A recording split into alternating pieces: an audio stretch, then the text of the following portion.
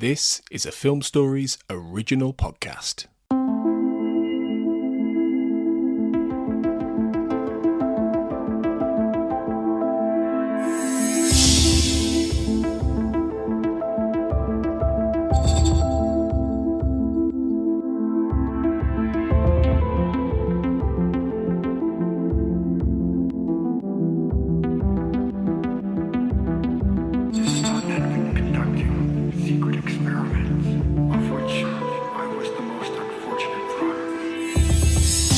Hello everyone and welcome to the Xcast, but truth is in here.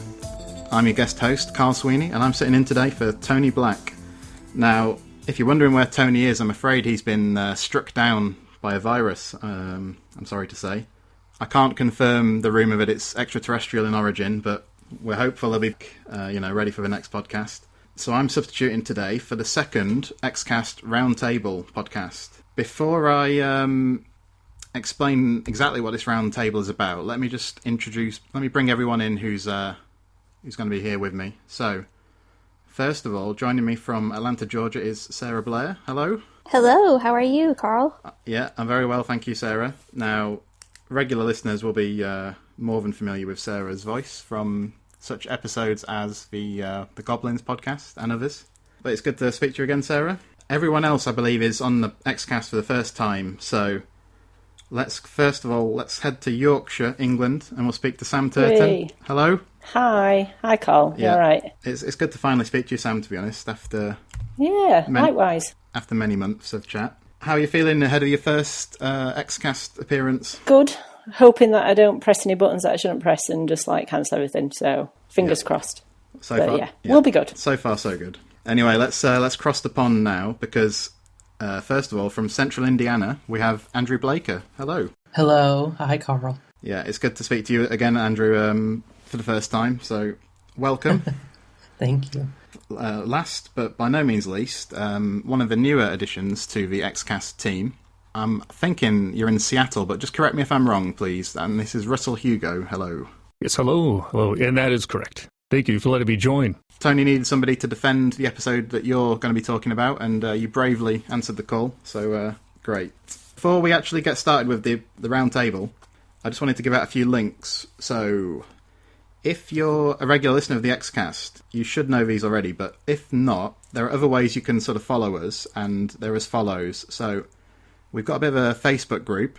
If you search for the Xcast, you should find the Xcast Podcast and X-Files fan group, where we've got lots of chat and discussion. Twitter is relevant to what we're talking about tonight. So on Twitter, we're at the X_cast. Also, you can drop us an email at thexfcast@gmail.com. And just finally, the Xcast blog moved a while back to blackholemedia.online. So all of our sort of articles that we've written and various other things, including the podcast episodes, are available there. That's blackholemedia.online.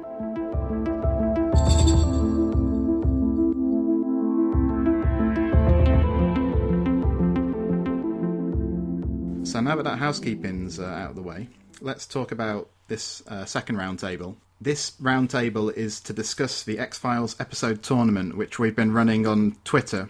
So it's hashtag the X-Files episode tournament. I'm hoping most people listening have been participating, but if not, don't worry. We want you to start participating now, basically. We're trying to find out what the most popular, or the episode with the most popular support, we'll say. We're trying to find out what it is, and we're doing it by having a bit of a knockout tournament. It's been running since before Christmas, I think, Sarah, is that right? I can't remember exactly. It was a while, yeah. Yeah. Feels like forever. It does, because round one, obviously, there's 200 plus episodes. Round one took a while to sort out. We think it'll finish sometime in the latter part of this year, but anyway. So it's an elimination tournament. Every day we have 2 matches, one episode against another, and it gets put to a vote, and we see which episode is preferred, basically. So we've eliminated over 100 episodes, and basically to balance the numbers, but also to have a bit of fun, we've decided that we'll choose one of the episodes that lost to come back in and to get a second shot, like a wildcard, to come back in at round 2. And whichever episode we choose will come back in and face the Erlenmeyer flask in round 2. So what Tony did was we set up a poll on the website, and the episodes with the most votes from that poll, and these are the losing episodes from round 1, And the losing episodes that had the most votes in this poll were Quagmire, Jesuit, if I've pronounced that correctly, Detour, and The Red and the Black. So what we're going to do tonight on this podcast is we're all going to, all the guests are going to argue for a particular episode, and then it'll be up to the voters on Twitter to choose the best, or the episode that's been argued for the best, and then that episode will come back in from the next round. Does that make sense? Have I explained that to everyone here? Does that make sense? Mm-hmm. Yeah, I think that Sounds makes good. sense. Okay. Yeah. Excellent.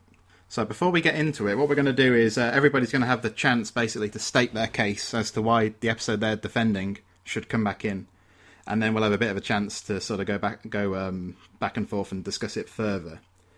So let's talk about who's defending. So Sam, you're defending the episode Quagmire, I believe. Is that correct? I am, yes. Right. Yeah, that's right. Okay, so Quagmire lost to Clyde Bruckman's Final Repose in round 1. Mm-hmm. Right, so we'll come to you in good time. Now, Okay. Sarah, you're supposed to be defending Jesuit. Is that correct? Okay, excellent. And that episode lost to Requiem in the Twitter poll. Andrew, you're championing the cause of the episode Detour. That's that right? right. And I'm looking forward to hearing what you got to say about that one. Now, Detour lost to Jose Chung's From Outer Space in round 1. So it had a very tough draw, basically. And now, Russell, last but not least, The Red and the Black is your episode. Mm-hmm. Am I right? Yes. Okay. And The Red and the Black was eliminated in a bit of a landslide, actually, by the first film, Fight the Future. So we were all a bit surprised it actually got... it was joint top in our poll, I believe, to come back in. Somewhat strangely. But we'll see. Hopefully Russell can win me around and convince me of why it fully deserves to come back in. I think we're going to start with Sarah.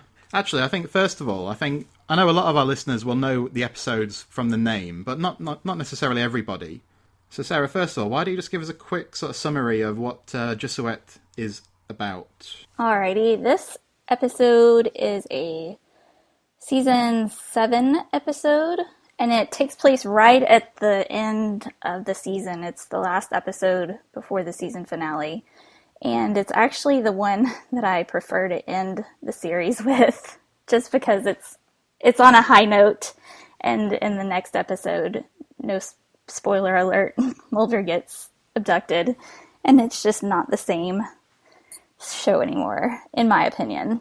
So, it's about this genie who is rolled up in a rug, and these two guys living in a trailer park find her in a self-storage place. And so they go and proceed to make some wishes that are, not exactly the best wishes. And it's a really fun episode by Vince Gilligan, and it has a lot of humor in it and some exciting things. So, can you understand, Sarah, why people would have been voting for this one? Oh yeah, it's a fun episode. There's one part where the guy wishes to be invisible, and Scully finds him, and she has a really fun time trying to do his autopsy because she has to dust powder all over him. And the look on Gillian Anderson's face while she's doing that is just absolutely priceless. Yeah. Yeah, it's great because she's having such a fun time that she's actually got scientific proof of something that's supernatural. So it's kind of a big moment for her. It's her proof. It's what she's been waiting for basically the entire series. It's her, so yeah. And it's so cruelly sort of snatched away from her then, isn't it? Just a few minutes later, as I seem to recall. Yeah, it is. And it's really disappointing for her because it comes in a moment when she calls in all these scientists and she's like, here's my proof. And then she opens the drawer and he's gone. And it's so sad.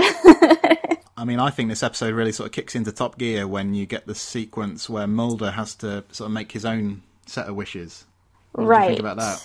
Yeah, Mulder, he tries to outsmart the genie because she's very literal with her wishes, and she says you have to be really careful. It's the essence of the episode is be careful what you wish for, and she really takes that to heart. Mulder wishes for peace on Earth, and some crazy stuff happens because of that. So yeah, it's a lot of fun. It is a lot of fun. I'm interested in what you say as well, like it being the last proper sort of standalone investigation, isn't it, in a way, that after this, like you say, Mulder's abducted, and then we get into the Doggett era. And then I suppose it's until sort of something like Founder's Mutation is the next time you get a Mulder Scully back on the case kind of deal. It's a bit of a landmark, maybe, in that way. It is. And the episode ends with Mulder and Scully drinking beers and just kind of hanging out and being buddies, and it's just a really nice moment. Whether you're a shipper or not a shipper, they're just, hanging out, being Mulder and Scully, and it's kind of the last happy moment for a long time in the series. It is, yeah. Even though Scully's, she's pregnant at that stage, but we don't know it, do we? I think, or she's quite possibly in the very early stages of pregnancy. Right. But, all right, so those are basically the reasons why you think it deserves people's vote. And I know you're a big fan of one of the episodes we're going to come on to talk about later. So I'm sure I'm trying really hard not to throw this episode under the bus, guys. I'm really trying hard. Surprised you haven't already. I'm trying to be good. Yeah. Broadly speaking, does everyone sort of agree with what's... Is this an episode that's universally liked, do we think? Andrew, what do you think about this episode? Oh, I mean, I think it's a really strong episode. I think it's a great... Like she said, it's kind of that last happy non-mythology episode for for Mulder and Scully for a good long time, and it's optimistic, but it's very funny too. I mean, I really like that episode. I'm interested in the fact that by this point in the series, it's season 7, and they've just got so much freedom at this point to do something like a Genie episode, which is quite hard to imagine them doing in the first, few years of the series. What do you think, Sam? Do you think that this kind of concept is sort of appropriate for the X-Files, or do you think it's a bit too sort of a bit too out there, or what do you think? No, I think, to be honest, I'm surprised it took them this long to do something like that, because it's obviously like Genie stories or something that are so rooted in myth in various cultures. I think it was there for the taking, and like I said, I'm surprised it took them to series 7 to think of doing an episode about it. Yeah. And I totally agree with what Sarah said. It's like, and it makes me quite sad, really, now that she said that it's kind of the last happy bit. Yeah. And that sort of made me really sad. It's bittersweet, right? Yeah, because you're so excited, and it's a great ending, and you're just like, oh no, I know what's coming now. This is... Yeah, and it just kind of just sums up the X-Files as well, is that there's Scully with the proof, like you said, and then all of a sudden it's gone, and that's just what it's all about. It's like, oh, I've got some proof. Oh, and it's gone again. Yep, exactly. Now I have no proof. Yeah. Yeah, I'm really sad that we never get to see what Scully's wishes would be. Do you know what I mean? It's great. It's Mulder's. That's a great sequence, I think, where he wishes for peace on Earth and everything. But what do we think Scully would have wished for, Sarah? Just to put you on the spot. Gosh, that's a good one. I don't know. I feel like Scully, I don't know, would she be one of those that would be like, I'm so happy I don't wish for anything, or I don't know. Do you think she would have got to the same place as Mulder, and sort of because I think his final wish, we don't find out exactly what it is, do we? But it leads to the genie being kind of freed. Scully is so wise. I would think that maybe she would come up with that to begin with. That's interesting, yeah. Don't you think? I think they would have had the same wish. I mean, he wished for peace on Earth, which results in, spoiler, but results in everyone on Earth pretty much disappearing. It's a very good, wise wish, but it's also extremely, literal. And but it's very Mulder, too, to wish for that. Yeah, it's really naive. Yeah, it's a really naive thing to say. Kind of a grand, sort of scheme. Yeah, he could have wished for alien colonization to have been abandoned, but never mind. Yeah, I think he probably wishes that now. To be fair. Russell, let me bring you in. What do you think about this episode? Is it one of your, was this one you like to watch? It's definitely in the middle. I think Sarah's argument improves it a lot in the context of what it is. It's got that nice sunny LA feel that some of the season 6 and season 7 episodes have, and the performance, the actress playing the Djinn, is particularly good too. So I enjoy it. It's not something I think of right off the top of my hat when I think of some of my all-time favorite comedic X-Files episodes, but it's got a lot of good moments. I think the pacing is one thing that works really well. It doesn't really go into a rut. The way it first interacts with the initial characters who find the djinn, and then when Scully's brought in, and then later with Mulder's wishes. The 3 acts or so, I think the way they intersect is really nice. Yeah, I agree, absolutely. And Sarah, to go back to you, I mean, it is interesting, isn't it, how it starts with the boss whose mouth has been sewn up, doesn't it? Yes. And but that sort of idea is quickly kind of sidelined because Vince Gilligan's interested in sort of the other possibilities that the premise sort of opens up. So, sort of in terms of Vince Gilligan, how good is this a Vince Gilligan episode? I mean, obviously he was responsible for a lot of good ones. There's not much that can hold up to Bad Blood, I don't think. But I mean, I would say it's probably in at least the top 5. Yeah, but it's hard, isn't it? I think because it falls in season 7, and season 7 seems to get overlooked a lot, and it's right at the very end. I think it sort of gets overlooked when it really shouldn't. It's a great episode. Yeah, I think it is. I mean, I'll be honest, in terms of this tournament, I voted for Requiem, I think, to beat this one. And as I remember, it was quite a narrow kind of, I think it was something, 50-something% for Requiem, 40-something for Jesuit. So it was close, but I think what you say is kind of true, that it's right at the end of season 7, but I think it's a season that sort of ends with a real bang with this one, and then Requiem is 2 good episodes to kind of close things out on. I think you've made your case well, Sarah, especially considering you're really interested in something else here. All right, so listeners, the first choice you're going to have, or one of the choices in this poll, and it'll be on Twitter as a reminder, is this season 7 episode, Jesuit, and Sarah's just explained, some of the reasons why you might want to think about sort of casting your vote for this one.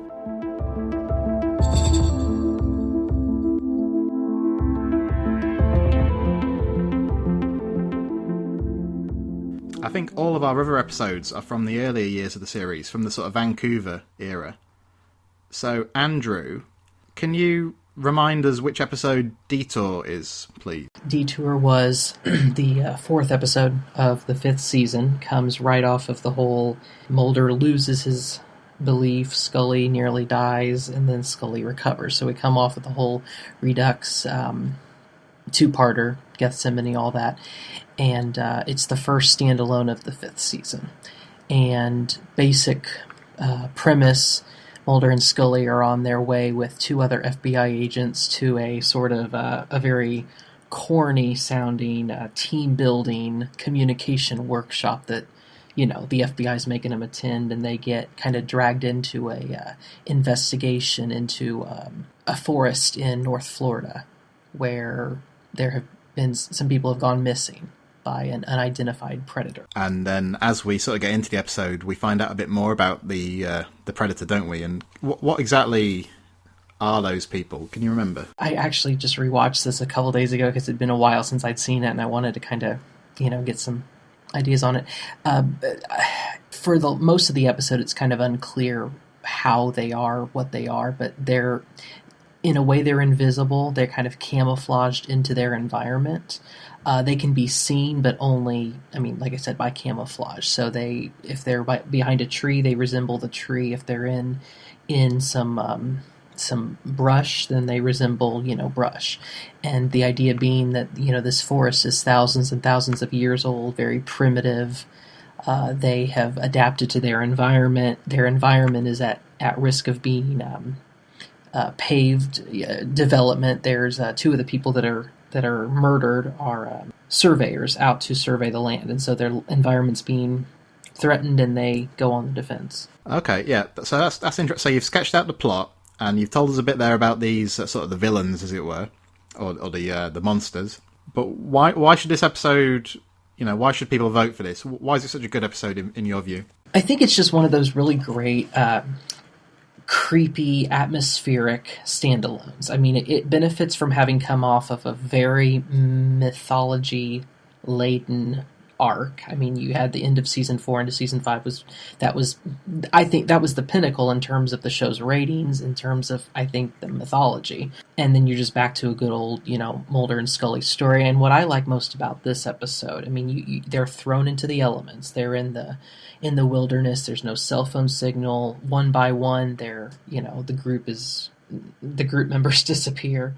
And I really think, I mean, there's certainly Sarah's episode, and Quagmire, they're all very shippy, but I think this is one of the shippiest episodes, really, from the series. If you consider some of the moments that are so well defined, I mean, all the way to in the middle of the episode, of course, Mulder and Scully trapped in the woods. Scully starts singing. There's some just terrific Mulder one-liners. One is the quickest way to stay warm is to crawl into a sleeping bag naked. Obviously a big come on there. You know, that conversation, just the acting relationship between the actors and then the chemistry with the characters, it's just phenomenal. And I think it just really plays out really well that they're thrown into this environment and it's just each other that they have. Yeah, and I think it's actually quite a scary one as well. And I seem to recall that the story concludes, but it doesn't, because there's kind of one more sort of twist, which is that Scully's in the hotel room, isn't she? And what the idea, that the creatures have somehow followed her. She goes to the hotel to pack up their stuff. Case closed. They find some of the people who've gone missing, and the idea that the threat remains because as the great episodes of the show do, it's unresolved. There's no neat, clean ending. Quagmire. Right.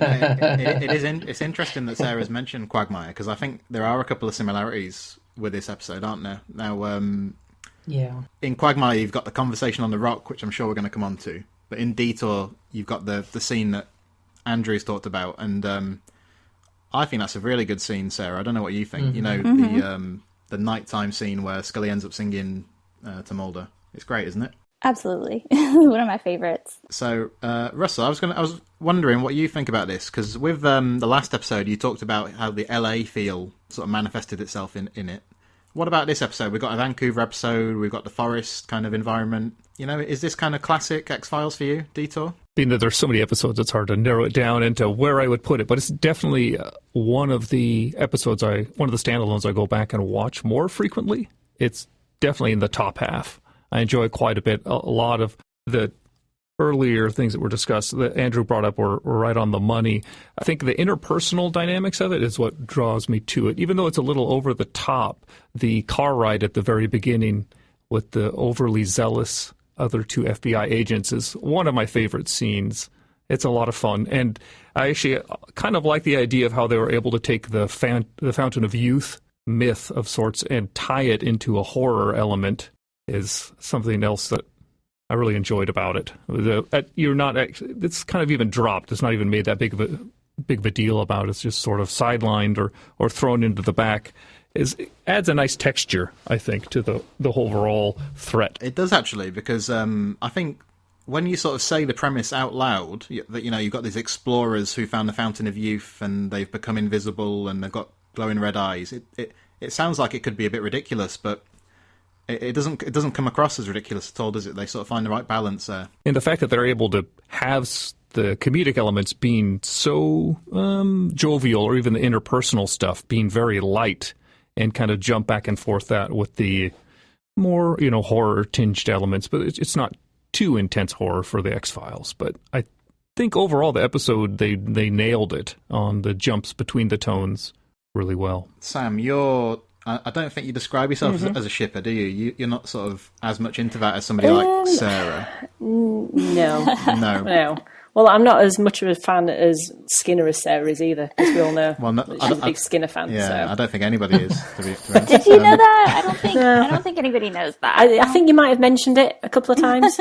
Just a couple of times. Yeah. Not very much. No, I really like that episode. It's like Russell's just said there. I think one of my favourite bits is sort of the banter between Mulder and Scully and the really excited agents. Because we've all had those colleagues that sort of get really excited in staff meetings and like volunteer for everything, and you're just like, shut up. You need to shut up now because I need to go home. And you give them like the evil eye, and it's that, and everybody knows that feeling. Yeah. And I think some of the best X-Files episodes are the ones where you can relate to sort of the boring day-to-day life, but then they throw like something really spooky and scary in there as well to give it that sort of X-Files tinge, as it was.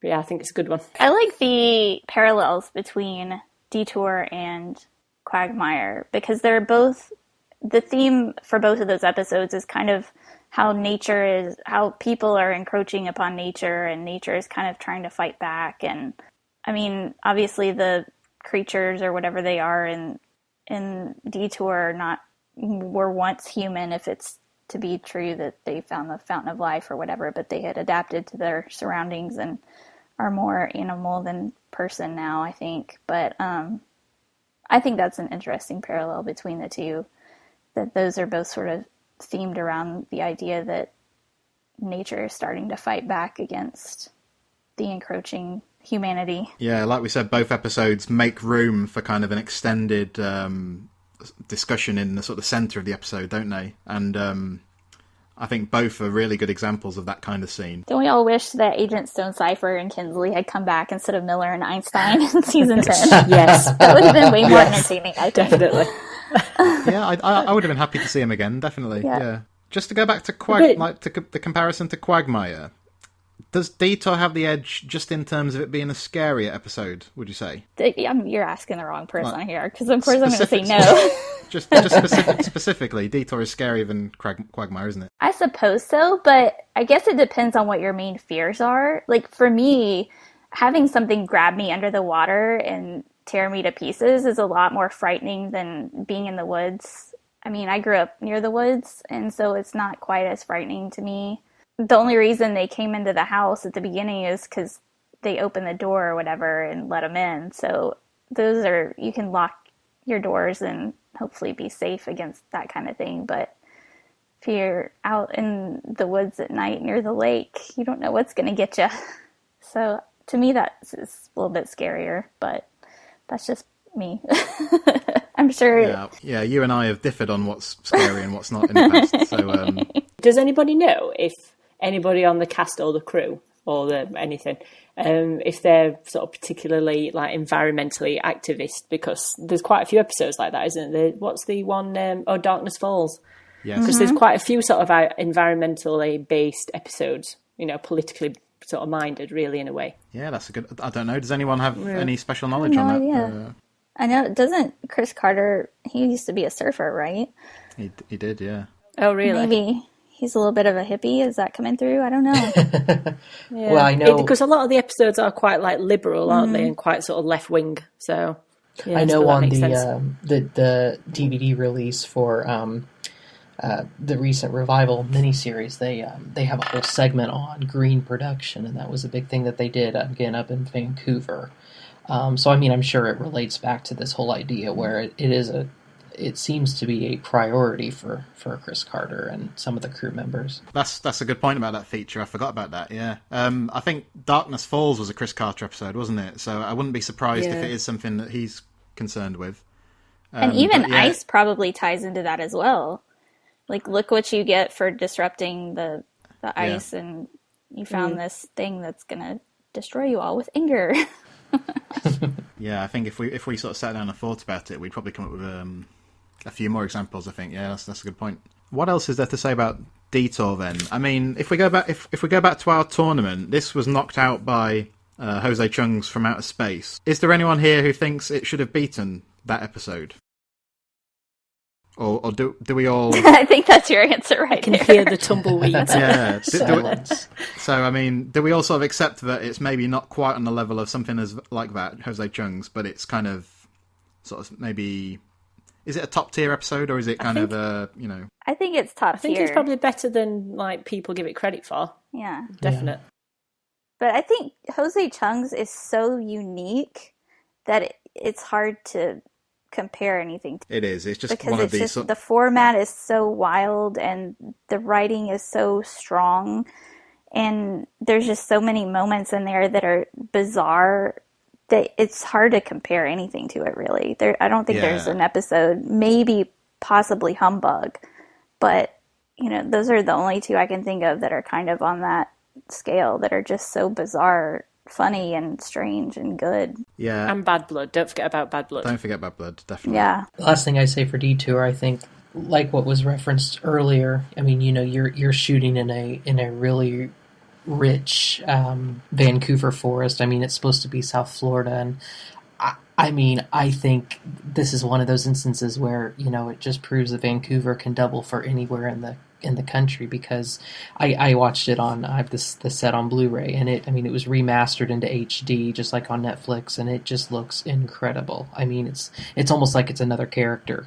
just, them being in the middle of this immense forest, and I think that heightens the quality of that episode. Yeah, that's a good point, I think. So that's a nice concluding argument there for Detour, I think. And it's one of the very few episodes where a character bursts into song, isn't it?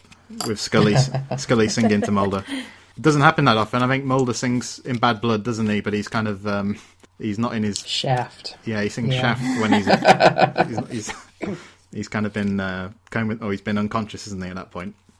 Okay, so going into our poll then is Jesuit first of all, and Detour, and Andrew's laid the case there for why that episode should come back in. And just a reminder, whichever episode does end up winning this poll will come back in and take on the Erlenmeyer Flask. Could be a tough match.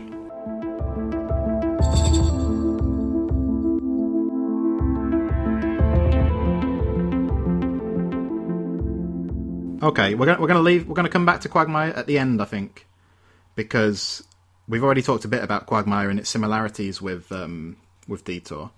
So Russell, we'll hand it over to you. Can you just give us a quick reminder first of all about exactly which episode the red and the black actually is? Sure thing. So this comes right in the middle of season 5. It's the second of a 2-part kind of a run there.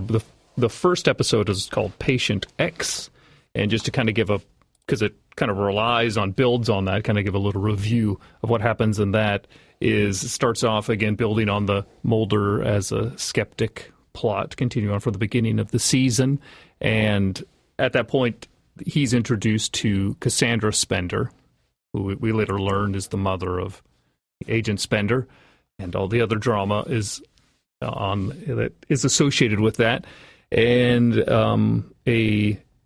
some sort of a crash or an attack happens in Kazakhstan. Krychek's introduced. I won't go into all the details, but essentially lots of drama occurs.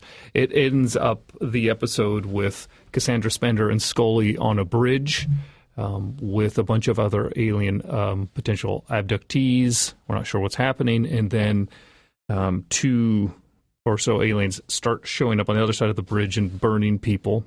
And then at that point, it cuts off. I don't know if that's enough for Patient X. I don't want to hog with these highly convoluted mythology episodes here. I could probably do a 2-hour summary longer than the episode, and it wouldn't do anyone any good.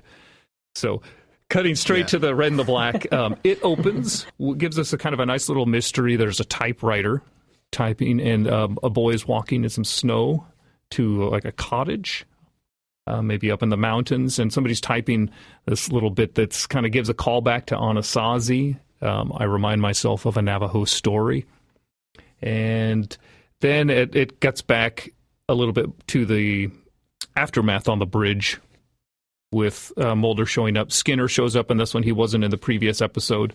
Scully's still alive, of course. And boy, there's a lot of stuff to cover here. And I'm trying not to waste everyone's time. Yeah.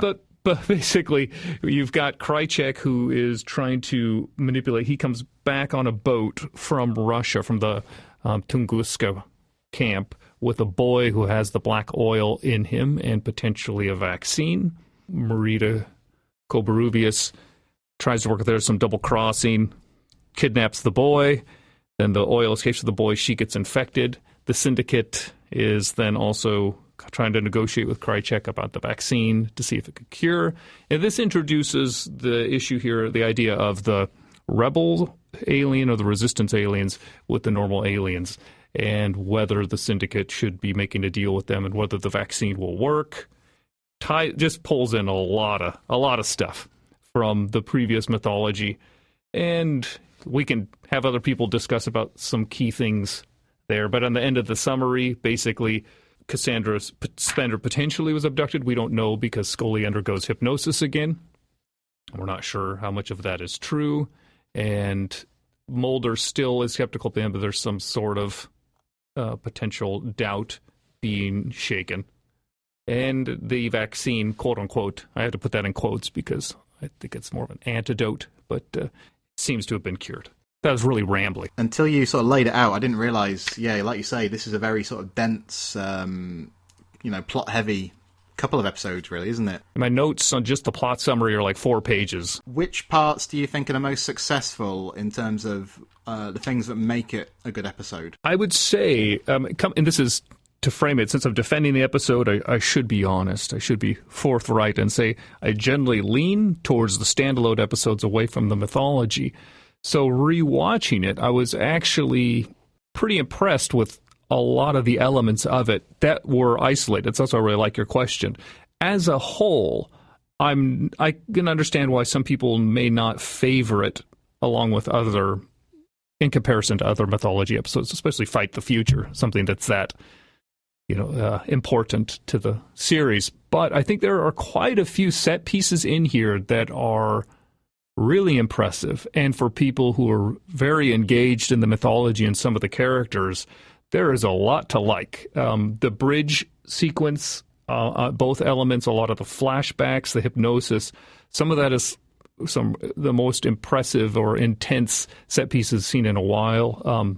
The chase it's anticlimactic to some degree and a little confusing, but I think it's still got a lot of interesting energy at the very end, the climax with Mulder trying to go with the captured rebel alien. The interactions, the scene between the well-manicured man and Krychek is worth people's attention, I believe, and I think worth some respect. Scully's performance with when she's first coming out of the shock from the attack and the mild amnesia is another highlight. The interaction between Krychek and Mulder in his apartment with another classic over-the-top Mulder one-liner. There's some really nice, two actor dialogue intense scenes. And I think looking at that element, just looking at these highlights, I think it's got some of the better scenes in the series. But I'm worried that the episode is a little too dense, and I'm worried that some of the things that were introduced weren't fleshed out as much as possible later as they could have been. And people might then judge the episode negatively for that, but I don't necessarily think it's inherently a flaw for the episode itself, out of the context of the series. It's interesting that at this point, the film is kind of around the corner, but yet you've got this two-parter which brings in, the rebel aliens, and it's got a lot of Krychek and Marita. It's got these things that aren't actually leading up to anything in the Fight of the Future film. Yeah, it's. I don't think it's a bad thing necessarily. I just think it's interesting that that's the path they chose. Yeah, I think you made a good case for it, though. I think that scene on the bridge has got a real good sense of kind of sweep to it, doesn't it? I was surprised this episode did so well in our poll. And I was wondering if that was to do with the Krychek stuff, because he's a popular character. This is probably one of the better Krychek episodes, I would say. Do you think that's right? Krychek. I think it's an excellent outing. In fact, if one of the issues I think the episode may have for some fans is that Mulder and Scully don't actually do anything. They don't actually affect the plot in any substantial way, and it's more of Krychek's episode. He's constantly, getting in tight spaces and manipulating things in the way he does it. And, Nicholas Lee's performance, I think, really sells it as the lovable anti-hero. The turn to good at the end is a bit, I'm not sure how well it sticks it compared to what's coming from before, but his performance is really engaging. He's very charismatic. And I totally agree with that assertion. Sam, I was just wondering what you think about this episode in regards to Gillian Anderson, because I know you're a big fan of hers. Oh, so much. Yeah, and she's got a long scene here where she's kind of being put under hypnosis, and in my view, she's excellent in that scene. What do you think? She's excellent in all scenes, ever, in everything, just in life. No, I think she's brilliant. I know a lot of people sort of dropped out watching The X-Files when Mulder left, when he was abducted, but for me, it would have been a lot worse the other way around. So if we'd have had carried on with Mulder and no Scully, then that would have been a problem. But for me, because Scully was in it and she carried it through, and I'm a big Doggett fan as well, it was fine. So yeah, I'm a big Scully fan. So I think basically every scene that she's in, more Scully the better. If it's a Scully heavy episode, I'm all over it. I just want to jump in and say you're correct. She does a very good job. I got to say that that the hypnosis scene, I think, is just a phenomenal scene. I mean, like I said, I agree with, it's a very heavy plotted, very dense episode, but that scene is, I mean, just not just her acting, but for the characters. I mean, when she reaches for Mulder's hand, and it's just, I think it's a really well done scene. Actually, like, listening to this has made me love this episode more, and now I'm annoyed that I didn't pick it. Sarah, do you agree? Is this a particularly good mythology episode, would you say? I think it's definitely one of the top ones. I think probably Gethsemane and Redux and Redux 2 are my top favorites, but this is definitely up there. And, you know, listening to you guys talk about how intense it is when Scully does the hypnosis scene, and I'm remembering that, and my palms just got sweaty just thinking about it. Gillian Anderson really nailed that. It's so intense, and every time I watch it, I kind of hold my breath and, you know, get really into it. She did a fantastic job with that scene, and it's a really definitely up there. You know, that's a very tough scene, I think, for an actor. And, but she's such a good performer that, you know, I don't think there's much she can't do, to be fair. And she's proved that by doing lots of different things since then. So yeah she does, actually. I'm a huge fan of The Fall, by the way. Kind of obsessed with it. Oh my gosh. Sarah, don't. Sam and I have talked about this quite a bit. Yeah. I was like, what have you seen? What can I spoil? What can I not spoil? I've seen it all. We can talk about everything. Good. Yeah, but not here, Too not much. now. I think we need to have a Gillian Anderson themed episode. We just take a break and we just talk about her career and her work, and we can all just have it out there. That would be a great roundtable. If Just fangirling and fanboying the entire way. Yeah, I think if any of our UK listeners, I think there's an opportunity to bid to walk around, I think it's the Tate Modern Gallery with Gillian Anderson. Yeah. I think you have to pay I've already spent all my wages. All of it. Yeah, I think, what is it? Is it a minimum £5, Sam, was it? Yeah, I think you can. It's £5 for one sort of raffle ticket in inverted commas, and then I think you can buy up to like a maximum of 4 or something like that, or maybe 5. So you've got like obviously 5 times a chance of winning. But yeah, Well, if you win, you have to record it for the Xcast. I would. That would be amazing. Yeah. Well, that's if I could if I can speak at all and just be like, I love you. I mean, it'd be such a surreal experience, wouldn't it? I think it's quite a daunting prospect, I think, actually. All right, well, we've sort of digressed a little bit off the red and the black. So, Russell, can I throw back to you, Russell, just to kind of sum up quickly? How would you finish this sentence? People should vote for the red and the black because... It has moments. So it has some of the most engaging and impressive set pieces and character interactions in the later or mid-series, I guess, mythology episodes. So if you dig a little bit in there, there's some nice gems. Yeah, I think that's a fair point. And like we said, Krychek fans would probably be drawn to this episode as well. All right, well, thanks, Russell. I think you had a tough sort of task with that episode. And I think you've put the case forward very strongly. I agree with Sam that I actually want to rewatch this one a bit more now that you've sort of talked about it a bit more. Yeah, because those mythology episodes, they end up sort of a bit fuzzy in my head, and I can't really distinguish between there's so many that they seem to just merge into one massive episode. So yeah, I think I need to watch it again.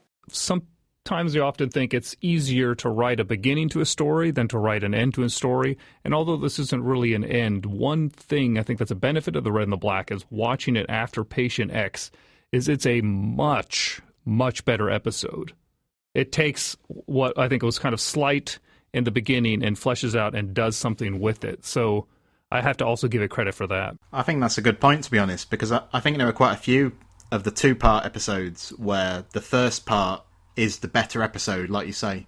But I think I agree with you that this doesn't really sort of follow that trend. The final thing I want to throw out, if it's okay, it's totally on a limb, but if you watch it, and I should have looked this up, but the hypnotist who hypnotizes Scully looks an awful lot. If you've ever watched Millennium, the episode Powers, Principles, and Dominions, I think it's called.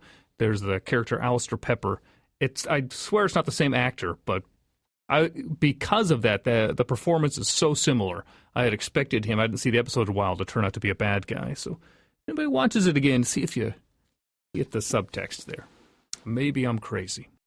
Maybe. I off the top of my head, I don't know. I don't know if anyone... Andrew, do you know? I've seen only a few Millennium, I'm not sure. But I mean, they shared actors all the time, and here, I'm sure writers, I'm sure that there's a connection there.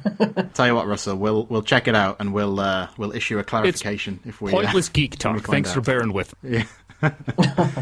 You did an excellent job defending the red and the black, so well done.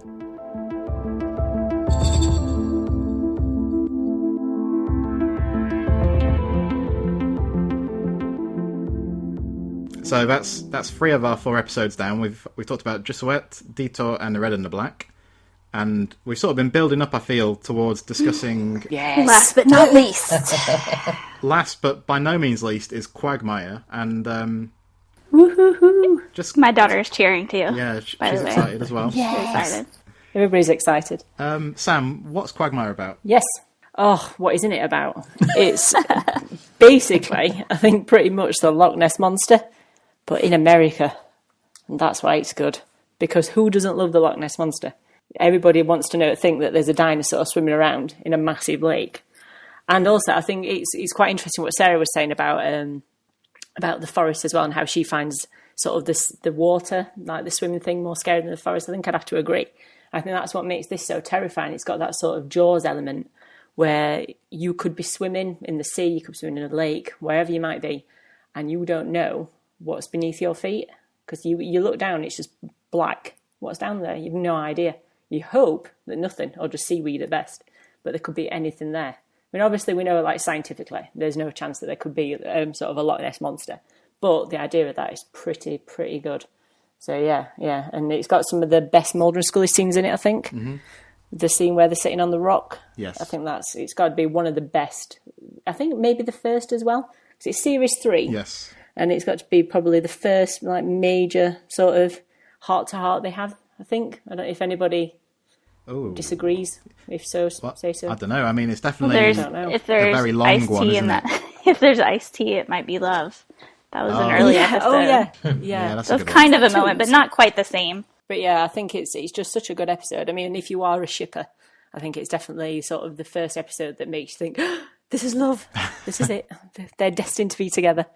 So yeah, no, it's a good episode. And one of my favourite quotes as well, which links into what we're saying about the whole sort of environmental aspect, is I think the researcher who says you can't turn your back on nature because nature will turn her back on you. Yes. So I think that's just a really good quote. And there's Scully's quote too about the one where see, now my mind is totally gone blank because my daughter's here and I'm just like, what's going on? When they're out and it's dark, it's the one where Scully says it about dark in nature. Yeah, it's a very quotable episode, isn't it? There's a lot of great, not just great lines, but great sort of speeches as well. But I think it is quotable, and I think it sticks in your head as well because it's the quote when they're on the rock and they're talking about Moby Dick, obviously because Scully's reference to her dad, and she says that Mulder is Ahab, and I think that's really good because she says to him something like, "It's the truth or the white whale, and what difference does it make? Does it make really? Mulder, you are Ahab," and it's kind of, I think that might be the moment where, even though we don't know it yet, where in the future she decides that she doesn't want to be with him anymore because she knows that he's never going to quit. He's never going to give up like Ahab until he finds his white whale. So I think that's probably like a big reason why they do end up sort of not being together anymore when we get to series 11. Yeah. I think probably. Yeah, it's very kind of insightful, isn't it, about the character of Mulder. Yeah. Sarah, let me come back to you because I know you absolutely love Quagmire. As I totally just proved by blanking out on one of my favorite quotes. Yeah. These things happen, don't they? Let's come back to you though. So, all right. Andrew, do you agree with the two? These two that everything they've said about how good an episode this is overall. Yeah. I mean, I think it's a really, really good episode. Like I said, along with Detour, it's just they're very similar. I mean, it's the Mulder and Scully kind of in the nature, in the elements, and shipper moments galore. I mean, it really is a very strong episode. Yeah. Now, I mean, I I think they did a misstep with killing off Queequeg, but that of course. Yeah. divides the fandom. But what are you gonna do? Yeah, I feel we should have a moment's silence for Queequeg, to be honest. But Sarah, I think It's pretty annoying, though. Sarah, It's a pretty annoying dog. I didn't know, and I didn't know actually that people disliked Queequeg. I don't really understand it, to be honest. Some fluff on legs. I mean, Queequeg was in like 2 episodes between Clyde Bruckman and this one. I mean, he was hardly in the show at all. I mean, so I don't really get what there is to hate. I mean, you see her giving him a bath, I think, one time, and that's it. So, Yeah. I think what's probably quite interesting is that when Queequeg dies, she seems to show sort of quite a lot of emotion towards like the dog dying, perhaps more than she does to when people get hurt really a lot of the time. I think, which is like for Poor Scully to show Scully. any sort of emotion. Well, yeah, and we know she But, loves dogs because of Dagu. Dagu? Dagu! Because let's face it, Dagu is a way better dog than Queequeg. He's Well, way that's cuter. a whole of a roundtable discussion, I think. I wonder if people hate Dagu. I wonder if there's people out there who don't like Dagu as well. I don't know. I can't imagine why. He's adorable. Russell, are you a Queequeg Ooh, boy. fan? I think somebody posted earlier in the chat about the Yippy dog situation. However, I also That would be me. I'll agree with that, but I also am not a fan of death and animal death. And one of the small issues I have with this episode is actually Mulder's complete lack of empathy when the dog dies. It could have been like a token, some sort of emotion or anything, but I'm worried that I guess I'm not a fan that the script makes him out to be that cold. Yeah, that's interesting because Yeah, he does say he's sorry about Queequeg, doesn't he? But he very Yeah. quickly moves on to Yeah. is it the photos he's looking at? I can't remember. Or Is that a Yeah. tooth? I'm sorry I scratched your car. yeah, that's right. the beginning of the episode when they're driving to the lake, the scene and everything, they he's just giving Queequeg the death glare. He's just in the back and he just has to go potty and he does not want to stop. And I mean, Good point. He had it out for him, But I still don't. Yeah. I It's hard to cheer for somebody that. Yeah, I think if we think about it though as well, I don't think sometimes Mulder's not that likable in general as a Well, I character. won't argue with that. But Really, I just think if this is we're a honest little with Yeah. ourselves. too far, Yeah. considering what happens throughout the rest of the episode. Because on the Rock, Bit too it's all cold. criticism of him. I mean, the whole Yeah. episode is largely a criticism of him. It's kind of like is it necessary to beat him down this far to make that point? I'm not sure. yeah, that's a really interesting sort of take on it, actually. So, Sarah, I put it to you that because Mulder is out of character and he's cruel and he's heartless, that means that Quagmire does not deserve to re-enter No. the tournament. No. Sarah, you can defend the episode if you like. You love this episode, don't you? Yes, it's my favorite. And honestly, like, I can't really, I mean, if I had to say, like, this is why I love this episode, I can't really say specific reasons, but it's the one that I always go to, like, when I want to watch an episode of The X-Files, it's the first one I turn on, and then I'll watch whatever else. But, it's my take it to a deserted island episode that I would totally be fine with watching it. My only complaint about this episode is that Skinner's not in it. But I still love it in spite of all that. But yeah, like it's got everything classic X-Files. It's got Mulder and Scully banter. It's got a great mystery. It's got the local flavor of the small town that, one of my favorite things about the X-Files is when they hardly ever go to the big cities. It's always the small town, local type, isolated places. I mean, they hardly ever have any X-Files in New York except for the, conspiracy episodes or that kind of thing. So, or, in DC or whatever, but the standalone episodes are always these quirky little towns. That's because they're spooky though, isn't it? Isn't it because like that's more Yeah. scary? Obviously, we feel more scared if we're in sort of the wilderness. Exactly. I suppose. Apart from Jersey Devil, but we'll forget that happened. Ignore that. What about the very final shot of Quagmire then, which is where the case has been solved and Mulder and Scully walk off, but then we see the figure of Big Blue appear What do you think of that, Sam? As kind of this is the very final shot of Quagmire, isn't it? Yeah, that's like the bit that I don't like. Ooh. I like it all apart from that bit. Has everybody seen the film Signs? Yes. Yes. Yeah.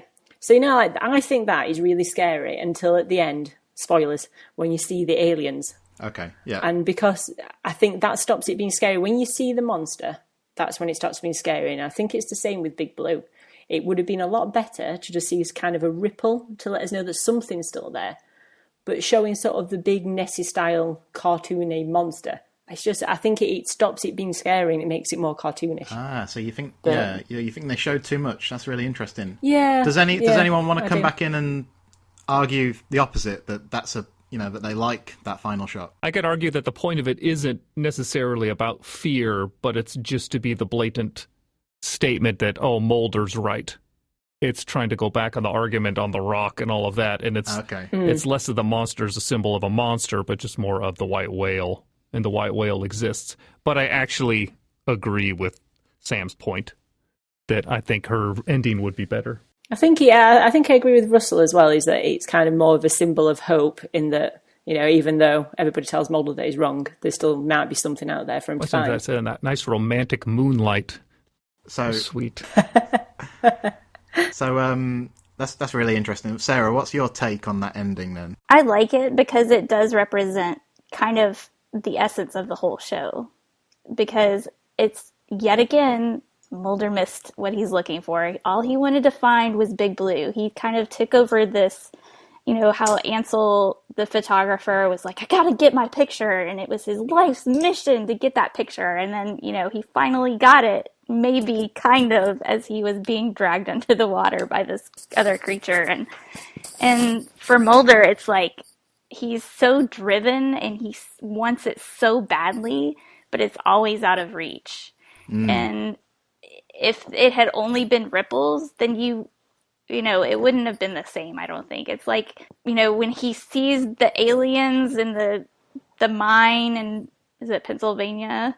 Yeah. It's like, he almost sees it, but he's not quite sure what he saw, and Scully doesn't quite see it, and it represents the whole, theme of the entire show, how the truth is just out of reach, and it's there, and the audience knows it's there, but Mulder doesn't. So that's what I love about it. Yeah, I think I agree with Sarah. I like the sort of dramatic irony of Mulder's right, we know he's right, but yet he hasn't seen it for himself. I think it works quite nicely. But in fairness, I can see the counter argument. I think something that is quite nice as well, though, is that even though we get like the idea that Big Blue does exist, it's still that's not the thing that's been killing people, because something that large everybody would have seen anyway. So it's the idea that the unknown thing that is really there is actually quite benign. Yeah. And it's not really here to hurt us. So that's quite nice, I suppose. Mm-hmm. Okay, Jo, just before, I'm going to come back to you in a second, Sam, to wrap up on Quagmire. Okay. But Andrew, did you have anything else to sort of chip in about this episode? Anything else you wanted to raise? I've been looking on the wiki pages for some of these episodes, just kind of trivia, seeing if there's anything worthwhile to throw in. And I just, not to, go on and on and on about Queequeg, but I found a quote that was actually really funny. Gillian Anderson did a AMA forum on Reddit a few years back, and someone asked about it, and she said that, she might have been joking, she may not have been, but she said, that dog, and I quote here, that dog killed people with its farts and it deserved to die a nasty death in the mouth of that alligator or whatever it was. Yes. I had to shampoo it or walk away every few seconds because these puffs of nastiness kept happening. I just thought that was really funny. Do you know, I've never heard that before. That's really, yeah, that's good. That's hilarious. Like so, final word then, Sam. So, in a sentence or so, people should vote for Quagmire because you get to see Scully drive a boat like a total badass that she is. Excellent. Thank you very much. Although that's the final word, can I jump in with another question? Go on then, yeah, sure. So I'm just curious, because based on how Sarah's often talked about this being her favorite episode, Skinner's not in it. If you could rewrite the episode, how would Skinner be in the episode? Would he be giving like Big Blue a headlock, Yeah. an arm lock? I think. What would that be? What would that look like if you would write Skinner into the Yeah, episode? I think we should replace Queequeg with Skinner and have Yeah. Skinner be eaten. You know. No! Oh, man. What, and on a leash? That might be a bit much. No, Skinner shouldn't be eaten. And, well, I'm not going to finish that sentence, but... I don't know. It's a good question, isn't it? It's quite a hard It's a hard episode to sort of insert Skinner into, isn't it? Yeah. Or coming out of the lake with a wet shirt, surely. I wouldn't mind that. Drinking beers at the bait shop. Yeah. On vacation, bass fishing. Thank you, Sam. That was a really sort of strong problem. argument in favour of Quagmire.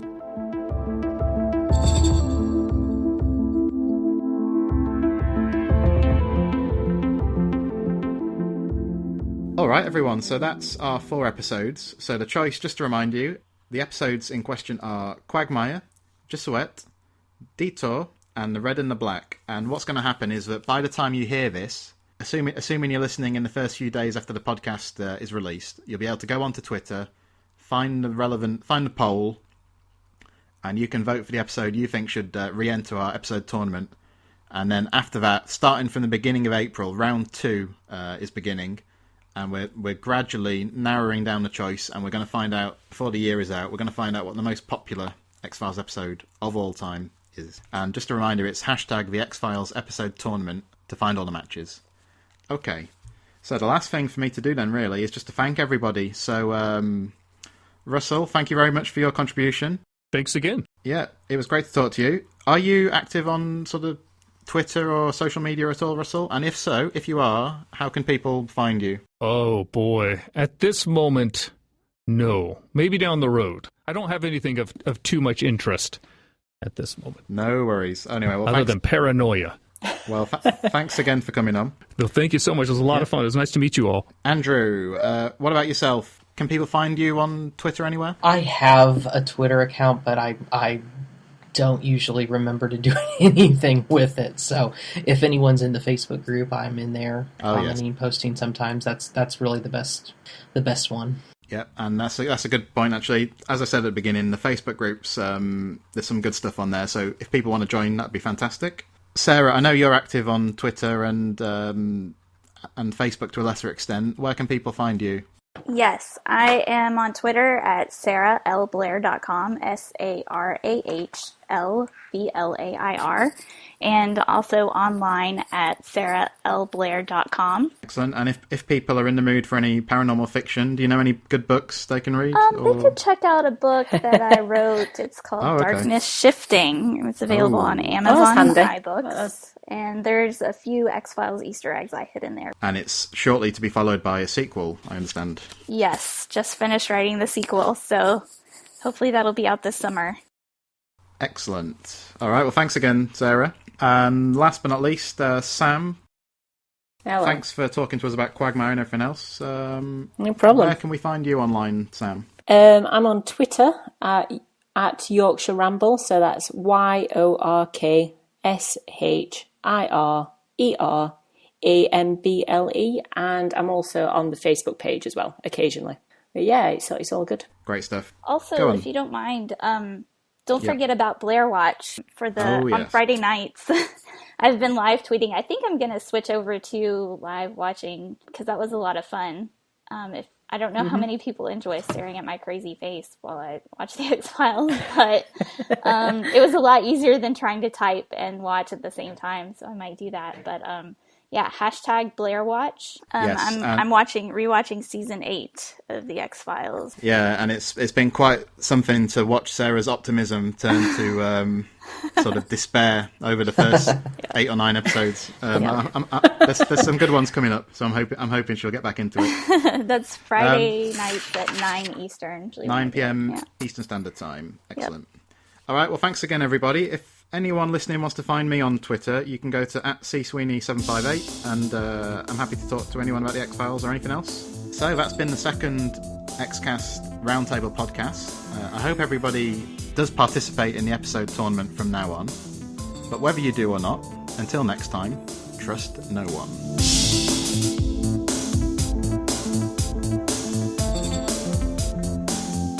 The Xcast is produced and presented by Tony Black, part of the Black Hole Media podcast network.